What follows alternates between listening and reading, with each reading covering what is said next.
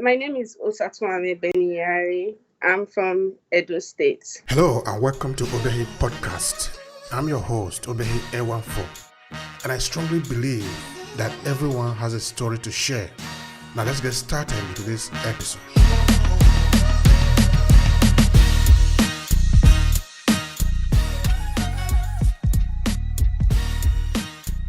I was born in Lagos.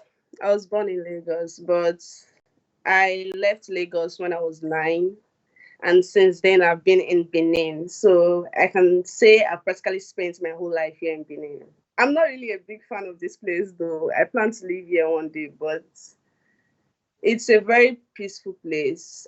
No stress. There's no rough life. That's the only place. That's the thing I love most about Benin. It's a place you just stay, and the environment is peaceful. There's no let me just use that word gra. The way I see it in Lagos, it's not in Benin.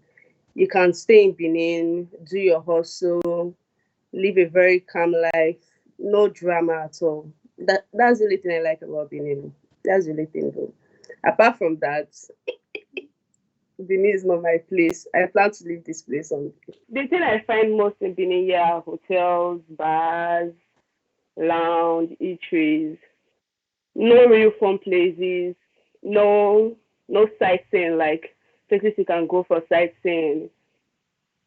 I don't really find it interesting. The only thing I see most times in Benin here are just restaurants, bars, hotels, regular things. There's nothing extraordinary here. That's one of the main reasons why I want to leave. I want to go to a place where I can go for sightseeing. I can see things different from things I've been seeing before. All right, thank you so much for that. I really appreciate your explanation. Is very interesting. Now, do you want to tell me how you got started in your entrepreneurship, in your entrepreneurial journey? Tell me how it started with you.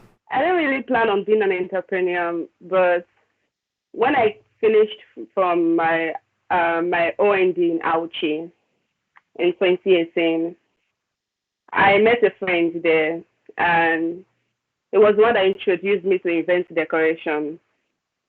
So I just followed him randomly, just go today, go tomorrow. Let's just see how the thing will go. But I started to love it. I started to love the fact that I was meeting new people every day. I was communicating with new people. I just fell in love with event decoration. So I decided to be an event decorator. Then as for my baking part, during the COVID-19 in 2020, I decided to learn baking because during that period, ASU was on strike. I'm a University of Benin student, and then ASU was on strike. There was nothing to do. I decided to learn another skill to add to my business. And I knew very well that baking work closely, like hand in hand with event decoration. So I decided to be a baker.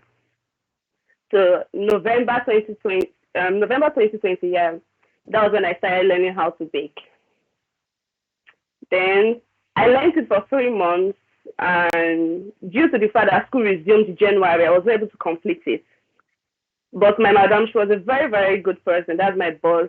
So she allowed me to come back when I was on holiday to come complete it.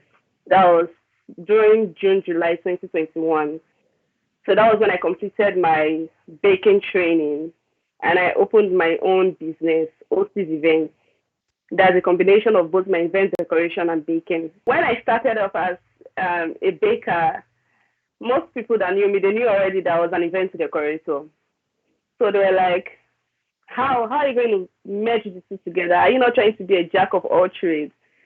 But I didn't really get what they were saying though, because the two of them are closely related. Being a baker, being an event decorator, we are all in the event industry. So when I started, it was a bit difficult because people have already said it, that people always say that bakers are everywhere. Why will you become a baker when bakers are everywhere? How will you get clients? So when I started, the people I had as my clients were my family members. For like my first 3 4 months, it was just my family members, my sister especially, that was patronizing me as a baker.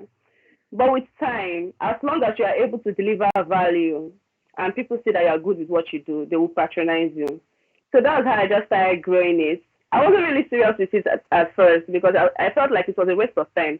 How will I gather clients? Like, see big bakers everywhere. Okay, but was there any preparation after you made up your mind that this is what you wanted to do? Did you have to prepare yourself? Do you have to do a kind of preliminary thing? Tell me, what did you do to operate as a business?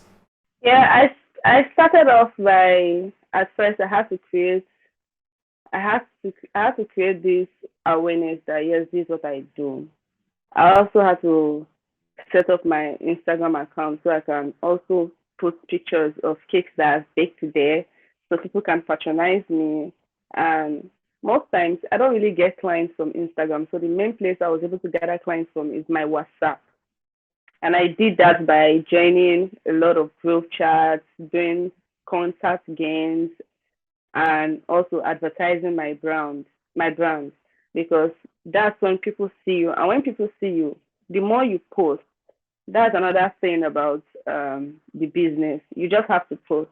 You have to keep posting. You have to keep advertising your business, even if you're not getting any clients. Because trust me, there's somebody that's seeing your status every day. There's somebody that's just waiting to see what you post. Somebody that just wants to see whether you can really survive in the business or you're just doing it for a part-time stuff to see whether it will work for you. So that's what I just did. Even on days when I don't have any business, what I just do is I post. Even if I'm not baking, I do pastries.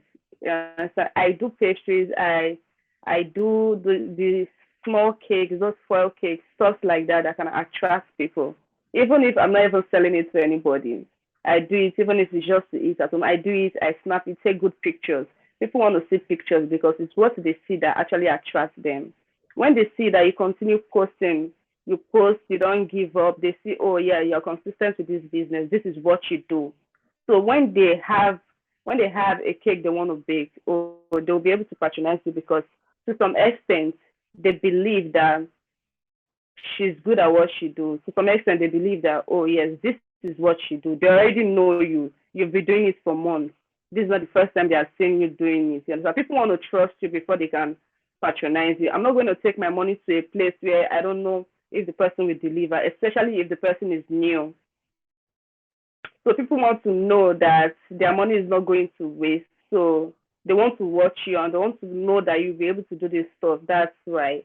That's why they don't patronize you quickly. But if you continue posting, you don't give up, you continue doing the little things you do.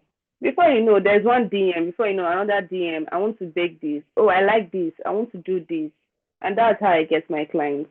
And friends refer too. So maybe, for example, the person that you are going to send the cake to is in Abuja, and you need to transfer this cake to the person. How would you be able to work with the logistics? Like, how would you be able to do that? Help me understand that. Okay. If it depends on what the person wants. If it's foil cakes can be easily, foil cakes have their way of securing it, like covering it, ensuring it's sealed. So foil cakes can actually go with the normal bus transportation. Yes, except if the person is asking the baker to bring it personally to Abuja. But yeah, no, the thing is Abuja. I don't think Abuja by road is good. Abuja by road is not good because I went to Abuja last year and by road, it was like spending. I spent the whole day. It's not like almost. I spent the whole day on the road. So Abuja by road is not good. By flight, hmm. uh, by flight, I don't know. I don't know. But it's I don't know. It's going to be a bit difficult. For me, if I have clients, in Abuja that wants me to bake for them and bring it over to Abuja. By road is going to be very risky, so I can't even take that risk. The least I can do for now, till I have a better way of transporting it down to them, is I'll just advise them to get a cake from someone there in Abuja. And if I have friends there that are bakers, so I can just refer them to the person. That's for Abuja though, because I know going to Abuja is it's not really it's not easy, especially if I'm going by road. It's kind of really difficult. And if a cake is going by road to Abuja, mm, there might be accidents. Like there's let me say there's a 60% possibility that the cake will not arrive there in one piece. So I don't see any reason why I don't see any reason why me and my customer should take that risk. But if it's any other state, like Lagos, it's different. Yeah, Lagos, if it's foil cake, you can go by bus. If it's not going by I can decide to go with it if it's a two-step cake or a three-step cake. What I do is you can't stack your cake. You just package them separately. Then you go with your cake. You put your cake on your lap, or you pay for extra seats for your cake, but you can't stack it. So when my cake gets to Lagos, then I can successfully stack the cake there. Having your own logistics is really great too, but I don't think, even if you have your own logistics, I don't think you can take it by road to Abuja. Abuja road is not good. Okay, now you finished to design the cake. Tell me about the packaging. If it's a full cake, what I do is once I'm done icing and decorating my cake, I put it in a cake box.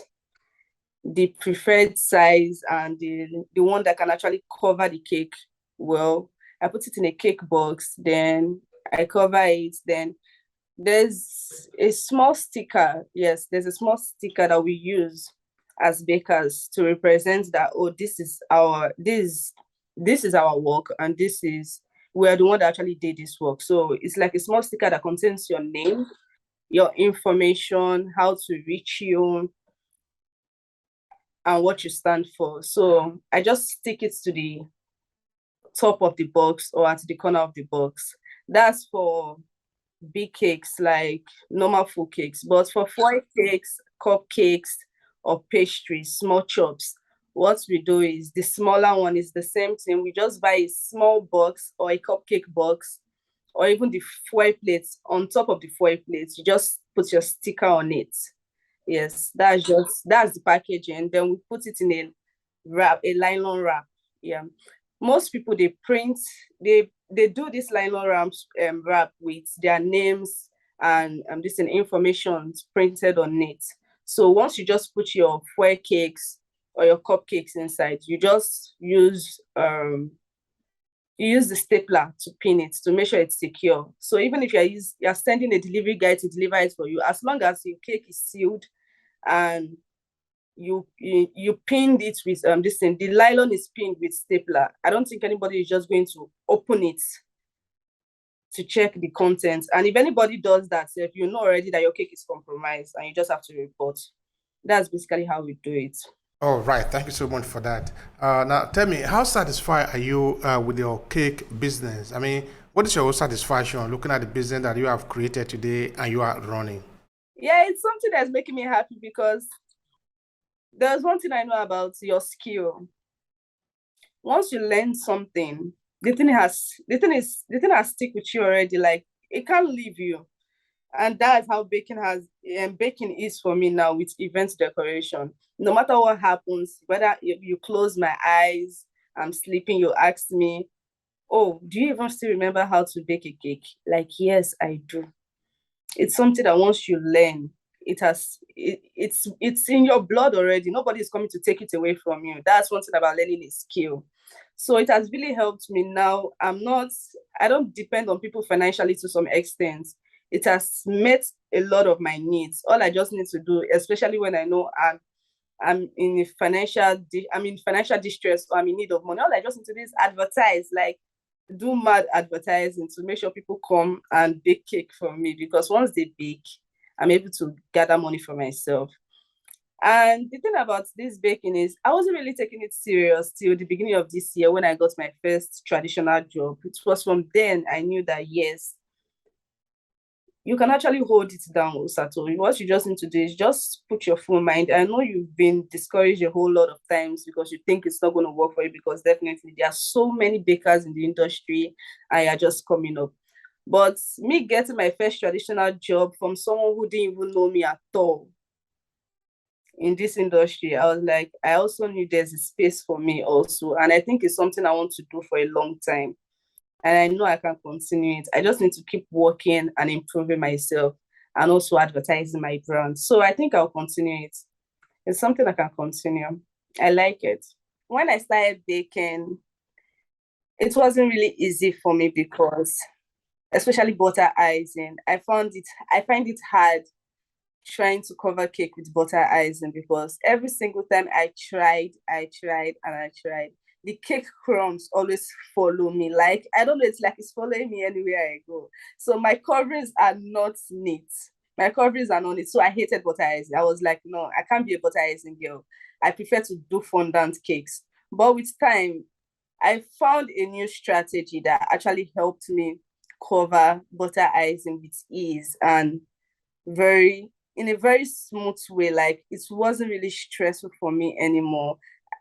And I fell in love with butter icing. What I'm trying to say is my strategy in the cake industry is just to, I think I'm going to focus more on simple butter icing cakes, simple, unique design. And I believe that's what's going to make me stand out from the cake industry, doing things in a very simple, classy, and clean way. I'm not really a fan of big, complicated designs. I love simple designs, something simple, unique, and classy. So I think that's how I'm going to be able to stand out, because when people need complicated designs, just know that Osato is not the girl. Just not no, she don't do complicated designs. She just loves something simple, clean, unique. That's how I'm going to stand out, doing simple and unique designs. All right. Now, another curiosity I have about the cake is that what about the material to produce the cake? Are they cheap? Tell me about that, because that might affect the price at which you are going to be requesting to produce the cake for people. I want you to tell me something about that. They are very expensive. They are very, very expensive. People don't know baking things are now expensive. They think it's then when you can see one flour, 1 kg of flour for 150 naira. No, no, no, no, no. It doesn't work like that. 1 kg flour now is 600 naira. Like, things are very, very, very expensive. But acquiring them is not hard because close to where I live, there are markets around me. You can purchase these items from the market. So it's not really hard acquiring them. These items can be purchased from the market. And putting your calculations together, once a client sends you, this is what I want, or hey, can you do something like this, or send me samples, I need a cake for my dad, I need a cake for my mom, I need a cake for my sister, you can just ask them first, because most times everybody wants big things, but once they hear the price, they're going to run away. So just ask them first, so you don't have your clients running away from you. Just ask them, what's your budget?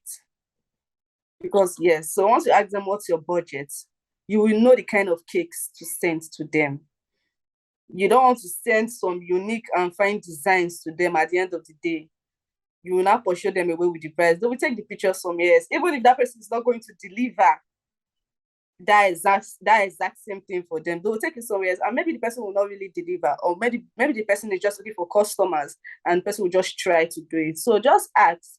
That's how I do my calculation. I'll ask you what's your budget first. When you tell me what your budget is, I'll know the kind of samples to send to you, because I already know the price. Or if it's 10K, oh, this is what a 10K cake will look like. This is what I can do for this client for 10K. Okay, if it's 20K, okay, I can do this.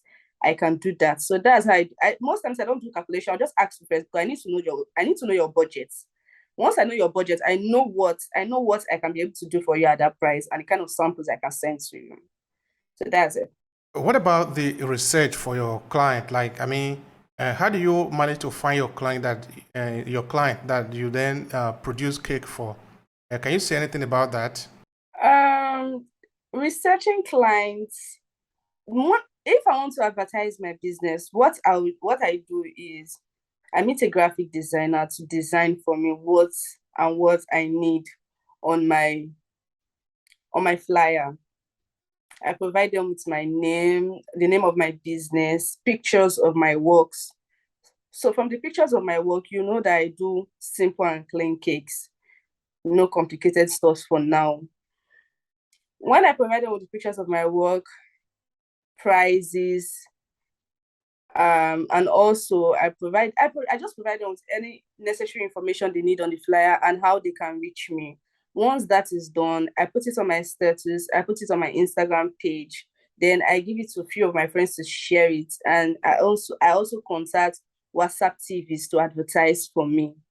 So in that way, people who see my designs and like it, they can just go to my page and check my page, and they see the kind of cakes that I bake.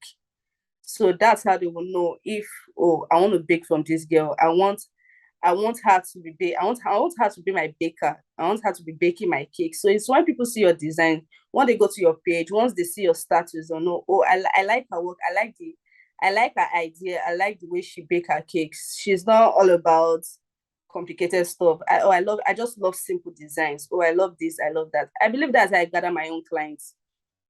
Just show them what you do, and let them think for themselves if that's what they want. Most people don't like complicated stuff. Most people like it. Me, I like it too, but for now I'm not doing it.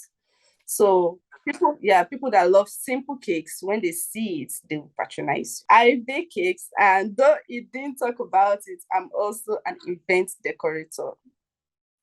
I decorate lots of events, birthdays, burials, marriage, anniversaries, and the rest. So my Instagram business page is OC Events, OCOSY, the hyphen, then events. So you can follow me there, or you can chat me up here, or you can chat me on my LinkedIn page. Yes, and also my contact information is on my LinkedIn page. You can just collect it and chat me directly on WhatsApp to reach me. I bake cakes, and also I'm an event decorator. And trust me, once you give me your job, I try my possible best to deliver for you. Thank you. Tell me more about your event decoration. What do you want people to know about that? And speak about that. As my event decoration, what I do is, most times when we have jobs, what we do is, you can't do your job alone. That's why in the event space, you have to know a few people. People you call should I say your parties or your friends. When you have an event decoration job, you call them for the job, and you do it together, you pay them, and that's just it. It's just, how will I put it, 4 or 5 people bringing their minds together to bring out something creative for you, for your event. That's just what it is. It's just people coming together to do something really, really good. And that's mostly what I do. Then once the event is done, we take cute pictures, really beautiful pictures and videos, and you post it on your Instagram page, post it on your status for people to see, like, and refer you. So that's how we do the event decoration business. Now, what will be your final statement here to conclude the conversation that we have had today?